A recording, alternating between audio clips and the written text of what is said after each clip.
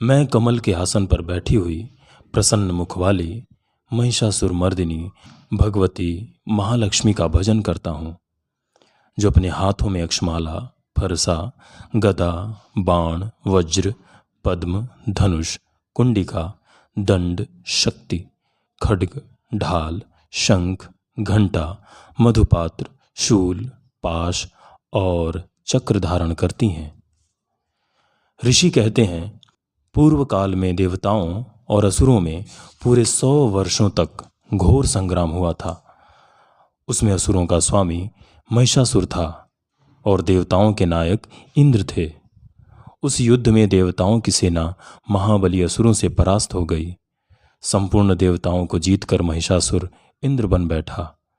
तब पराजित देवता प्रजापति ब्रह्मा जी को आगे करके उस स्थान पर गए जहां भगवान शंकर और विष्णु विराजमान थे। देवताओं ने महिषासुर के पराक्रम तथा अपनी पराजय का यथावत वृत्तांत उन दोनों देवेश्वरों से विस्तार पूर्वक कह सुनाया। वो बोले, भगवन, महिषासुर सूर्य, इंद्र, अग्नि, वायु, चंद्रमा, यम, वरुण तथा अन्य देवताओं के भी अधिकार छीनकर स्वयं ही सबका अधिष्ठाता बना बैठा है। उस दुरात्मा महिष ने समस्त देवताओं को स्वर्ग से निकाल दिया है। अब वो मनुष्यों की भांति पृथ्वी पर विचरते हैं। दैत्यों की ये सारी करतूत हमने आप लोगों से कह सुनाई। अब हम आपकी ही शरण में आए हैं। उसके वध का कोई उपाय सोचिए। इस प्रकार देवताओं के वचन सुनकर भगवान विष्णु और शिव ने दैत्यों पर बड़ा क्रोध किया। उनकी भौहें तन गईं।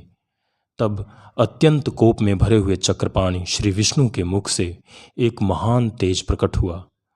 इसी प्रकार ब्रह्मा, शंकर तथा इंद्र आदि अन्य देवताओं के शरीर से भी बड़ा भारी तेज निकला। वो सब मिलकर एक हो गया। महान तेज का वो पुंज जाज्वल्यमान पर्वत सा जान पड़ा। देवताओं ने देखा, वहां उसकी ज्वालाएं संपूर्ण दिशाओं में व्याप्त हो रही थीं। संपूर्ण देवताओं के शरीर से प्रकट हुए उस तेज की कहीं तुलना नहीं थी। एकत्रित होने पर वो एक नारी के रूप में परिणत हुआ और अपने प्रकाश से तीनों लोकों में व्याप्त जान पड़ा। भगवान शंकर का जो तेज था, उससे उस देवी का मुख प्रकट हुआ। यमराज के तेज से उसके सिर में बाल निकल आए। श्री विष्णु भगवान के तेज से उसकी भुजाएं उत्पन्न हुई। चंद्रमा के तेज से दोनों वक्षस्थलों का और इंद्र के तेज से मध्य भाग का प्रादुर्भाव हुआ। वरुण के तेज से जंघा और पिंडली तथा पृथ्वी के तेज से नितंब भाग प्रकट हुआ। ब्रह्मा के तेज से दोनों चरण और सूर्य के तेज से उसकी अंगुलियां हुईं। वसुओं के तेज से हाथों की अंगुलियां और कुबेर के तेज से नासिका प्रकट हुई। उस देवी के दांत प्रजापति के तेज से और तीनों नेत्र अग्नि के तेज से प्रकट हुए। उसकी भौहें संध्या के और कान वायु के तेज से प्रकट हुए थे। इसी प्रकार अन्य देवताओं के तेज से भी उस कल्याणमयी देवी का आविर्भाव हुआ। तदनंतर समस्त देवताओं के तेज पुंज से प्रकट हुई देवी को देखकर महिषासुर के सताए हुए देवता बहुत प्रसन्न हुए। पिनाकधारी भगवान शंकर ने अपने शूल से एक शूल निकालकर उन्हें दिया। फिर भगवान विष्णु ने भी अपने चक्र से चक्र उत्पन्न करके भगवती को अर्पण किया। वरुण ने भी शंख भेंट किया। अग्नि ने उन्हें शक्ति दी और वायु ने धनुष तथा बाण से भरे हुए 2 तरकस प्रदान किए। सहस्त्र नेत्रों वाले देवराज इंद्र ने अपने वज्र से वज्र उत्पन्न करके दिया और ऐरावत हाथी से उतारकर एक घंटा भी प्रदान किया। यमराज ने कालदंड से दंड, वरुण ने पाश, प्रजापति ने स्फटिकाक्ष की माला तथा ब्रह्मा जी ने कमंडलु भेंट किया। सूर्य ने देवी के समस्त रोमकूपों में अपनी किरणों का तेज भर दिया। काल ने उन्हें चमकती हुई ढाल और तलवार दी। क्षीर समुद्र ने उज्ज्वल हार तथा कभी जीर्ण न होने वाली 2 दिव्य वस्त्र भेंट किए। साथ ही उन्होंने दिव्य चूड़ामणि, 2 कुंडल, कड़े, उज्ज्वल अर्धचंद्र, सब बाहुओं के लिए केयूर, दोनों चरणों के लिए निर्मल नूपुर, गले की सुंदर हंसली और सब अंगुलियों में पहनने के लिए रत्नों की बनी अंगूठियां दी। विश्वकर्मा ने उन्हें अत्यंत निर्मल फरसा भेंट किया। साथ ही अनेक प्रकार के अस्त्र और अभेद्य कवच दिए। इनके सिवा मस्तक और वक्षस्थल पर धारण करने के लिए कभी ना कुमलाने वाली कमलों की मालाएं दी। जलधि ने उन्हें सुंदर कमल का फूल भेंट किया। हिमालय ने सवारी के लिए सिंह तथा भांति भांति के रत्न समर्पित किए। धनाध्यक्ष कुबेर ने मधु से भरा पान पात्र दिया तथा संपूर्ण नागों के राजा शेष ने, जो इस पृथ्वी को धारण करते हैं, उन्हें बहुमूल्य मणियों से विभूषित नागहार भेंट किया। इसी प्रकार अन्य देवताओं ने भी आभूषण और अस्त्र शस्त्र देकर देवी का सम्मान किया। तत्पश्चात उन्होंने बारंबार अट्टहासपूर्वक उच्च स्वर से गर्जना की। उनके भयंकर नाद से संपूर्ण आकाश गूंज उठा।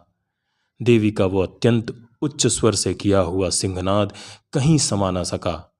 आकाश उसके सामने लघु प्रतीत होने लगा। उससे बड़े जोर की प्रतिध्वनि हुई, जिससे संपूर्ण विश्व में हलचल मच गई और समुद्र कांप उठे। पृथ्वी डोलने लगी और समस्त पर्वत हिलने लगे।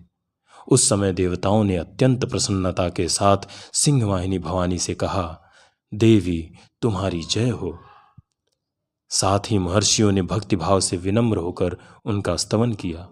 संपूर्ण त्रिलोकी को शोभग्रस्त देख दैत्यगण अपनी समस्त सेना को कवच आदि से सुसज्जित कर हाथों में हथियार ले सहसा उठ खड़े हुए। उस समय महिषासुर ने बड़े क्रोध में आकर कहा, आह, ये क्या हो रहा है। फिर वो संपूर्ण असुरों से घिरकर उस सिंहनाद की ओर लक्ष्य करके दौड़ा और आगे पहुंचकर उसने देवी को देखा, जो अपनी प्रभा से तीनों लोकों को प्रकाशित कर रही थीं। उनके चरणों के भार से पृथ्वी दबी जा रही थी। माथे के मुकुट से आकाश में रेखा सी खींच रही थी तथा वो अपनी धनुष की टंकार से सातों पातालों को शुद्ध किए देती थी। देवी अपनी हजारों भुजाओं से संपूर्ण दिशाओं को आच्छादित करके खड़ी थीं। तदनंतर उनके साथ दैत्यों का युद्ध छिड़ गया। नाना प्रकार के अस्त्र शस्त्रों के प्रहार से संपूर्ण दिशाएं उद्भासित होने लगी। चिक्षुर नामक महान असुर महिषासुर का सेनानायक था। वो देवी के साथ युद्ध करने लगा। अन्य दैत्यों की चतुरंगिणी सेना साथ लेकर चामर भीड़ लड़ने लगा। 60,000 रथियों के साथ आकर उदग्र नामक महादैत्य ने लोहा लिया। 1 करोड़ रथियों को साथ लेकर महाहनु नामक दैत्य युद्ध करने लगा, जिसके रोएं तलवार के समान थे। वो असिलोमा नामक महादैत्य 5 करोड़ रथी सैनिकों सहित युद्ध में आ डटा। 60 लाख रथियों से घिरा हुआ बाष्कल नामक दैत्य भी उस युद्ध भूमि में लड़ने लगा। परिवारित नामक राक्षस हाथी सवार और घुड़सवारों के अनेकों दल तथा 1 करोड़ रथियों की सेना लेकर युद्ध करने लगा। बिडाल नामक दैत्य 5 अरब रथियों से घिर कर लोहा लेने लगा। इनके अतिरिक्त और भी हजारों महादैत्य रथ, हाथी और घोड़ों की सेना साथ लेकर वहां देवी के साथ युद्ध करने लगे। स्वयं महिषासुर उस रणभूमि में कोटि कोटि सहस्त्र रथ, हाथी और घोड़ों की सेना से घिरा हुआ खड़ा हुआ था। वो दैत्य देवी के साथ तोमर, भिंदीपाल, शक्ति, मूसल, खड्ग, परशु और पट्टिश आदि अस्त्र शस्त्रों का प्रहार करते हुए युद्ध कर रहे थे। कुछ दैत्यों ने उन पर शक्ति का प्रहार किया, कुछ लोगों ने पाश फेंके तथा कुछ दूसरे दैत्यों ने खड्ग प्रहार करके देवी को मार डालने की कोशिश की। देवी ने भी क्रोध में भरकर खेल खेल में ही अपने अस्त्र शस्त्रों की वर्षा करके दैत्यों के वो समस्त अस्त्र शस्त्र काट डाले। उनके मुख पर परिश्रम या थकावट का रंच मात्र भी चिन्ह नहीं था। देवता और ऋषि उनकी स्तुति करते थे और वो भगवती परमेश्वरी दैत्यों के शरीरों पर अस्त्र शस्त्रों की वर्षा करती रहीं। देवी का वाहन सिंह भी क्रोध में भरकर गर्दन के बालों को हिलाता हुआ असुरों की सेना में इस प्रकार विचरने लगा, मानो वनों में दावानल फैल रहा हो।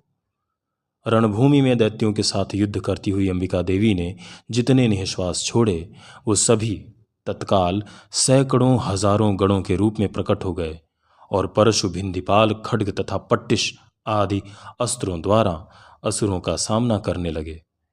देवी की शक्ति से बढ़े हुए वो गण असुरों का नाश करते हुए नगाड़ा और शंख आदि बाजे बजाने लगे। उस संग्राम महोत्सव में कितने ही गण मृदंग बजा रहे थे। तदनंतर देवी ने त्रिशूल से, गदा से, शक्ति की वर्षा से और खड्ग आदि से सैकड़ों महादैत्यों का संहार कर डाला। कितनों को घंटे के भयंकर नाद से मूर्छित करके मार गिराया।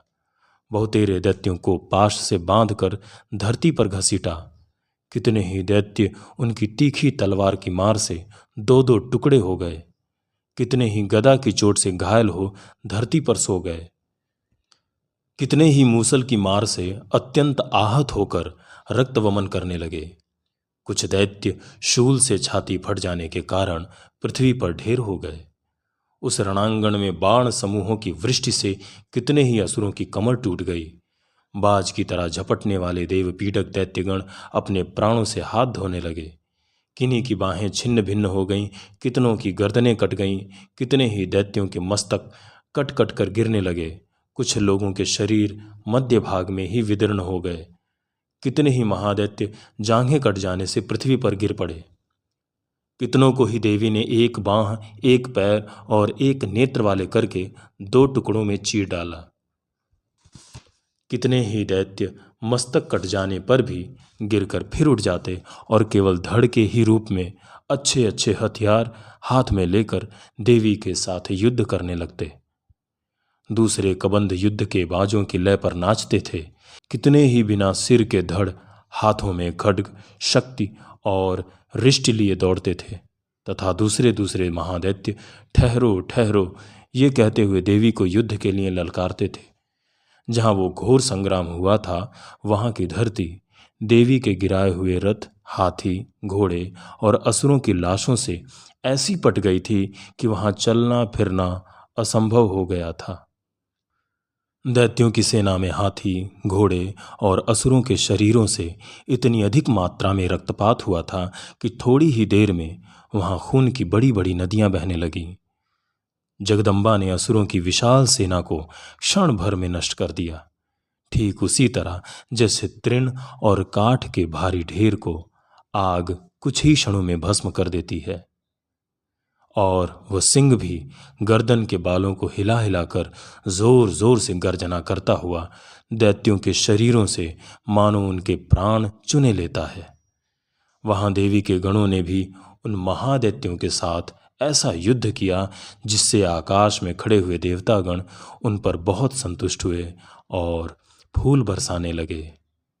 इस प्रकार श्री मार्कंडेय पुराण में सावर्णिक मनवंतर की कथा के अंतर्गत देवी महात्म्य में महिषासुर की सेना का वध नामक दूसरा अध्याय पूरा हुआ।